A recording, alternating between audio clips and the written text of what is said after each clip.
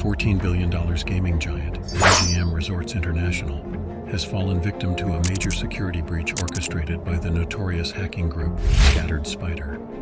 MGM Resorts International, known for its opulent casinos and resorts, recently experienced a cyber nightmare.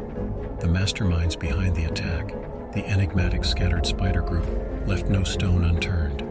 But what makes this breach truly sinister is the depth of access they gained within MGM's network.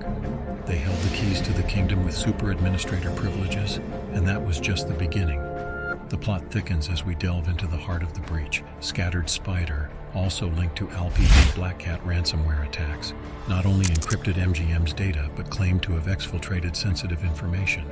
The stakes are high, and the hackers aren't holding back. They've thrown down the gauntlet, threatening to expose personally identifiable information unless a substantial ransom is paid. MGM Resorts International now faces a race against time, a modern-day cyber thriller with millions of dollars and countless reputations on the line. As the drama unfolds, the implications of this breach are staggering. MGM is at a crossroads, forced to make decisions that could have lasting consequences. What will they do? Will they pay the ransom, or will they risk the exposure of sensitive customer data?